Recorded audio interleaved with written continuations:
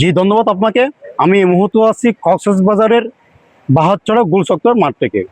এখানে অনুষ্ঠিত হতে যাচ্ছে বিএনপির উদ্যোগে এক নির্বাচনীয় সমাবেশ। যারা আয়োজক কমিটি রয়েছেন তাদের সাথে কথা বলে জানতে পারলাম এখানে অর্ধ লক্ষ জনসাধারণ সমাগম হবে আজকের জনসমাবেশে। আমি তাদের প্রত্যাশা জানার জন্য চেষ্টা করব যে আজকে আপনাদের জনসভা থেকে আপনার কি প্রত্যাশা আশা করেন? আজকের এই জনসভায় ইনশাল্লাহ আমরা 50,000-এরও বেশি অর্থাৎ 1.5 লক্ষেরও বেশি জনসমাগম ঘটানোর আমরা টার্গেট করেছি। আশা করছি তার চেয়েও বেশি হবে বলে ইনশাল্লাহ আমাদের ধারণা। তার এই জনসভা আরো বেশি আমাদেরকে অনেক দূরে গিয়ে নিয়ে যাবে। কমিটির মান্যবর সদস্য আমাদের প্রিয় নেতা জনাব আলহাজ সালাউদ্দিন আহমেদ, আজকে জেলা বিএনপির সিনিয়র নেতৃবৃন্দ এখানে উপস্থিত থাকবেন। আজকে এই জনসমাবেশকে আমরা জনসমুদ্রের রূপ দিতে আমরা আজকে এখানে ঐক্যবদ্ধ।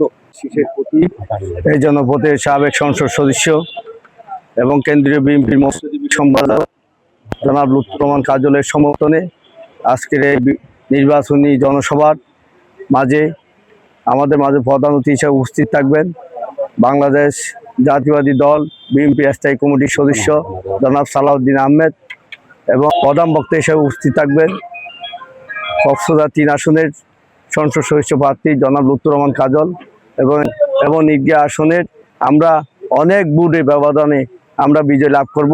আজকে সেই লক্ষ্যে আমাদের এই প্রথম বড় জনসভা অনুষ্ঠিত হতে যাচ্ছে। মুক্তির প্রথম বড় জনসভা হিসেবে আমরা এটা রূপান্তরের জন্য সর্বোচ্চ চেষ্টা করতেছি। আশা করি আমরা সফলতার দিকে এগিয়ে যাচ্ছি। ইনশাল্লাহ আমরা এখানে লক্ষাধিক মানুষের জনসমাগম ঘটবে এবং প্রমাণ করব যে আমরা বাংলাদেশ জাতীয়তাবাদী দল বিএনপির ঘাঁটি কক্সবাজার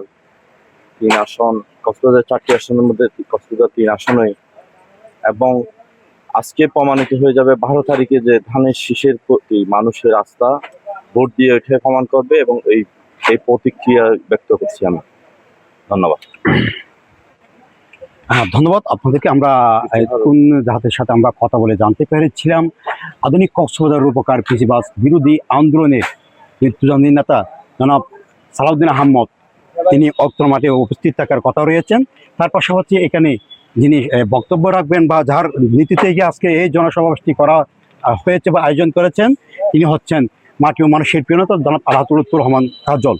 এই কাজল ভাইকে বিজয়ী করতে, ধানের শীষের প্রতীককে বিজয়ী করতে আজকে এই জনসমাবেশের আয়োজন করা হয়েছে বলে এমনটাই জানিয়েছেন আমাদেরকে। তাদের পাশাপাশি আরও তারা জানিয়ে রাখছেন অর্ধ লক্ষাধিক মানুষের সমাগম হবে বলে এমনটাই জানিয়েছেন।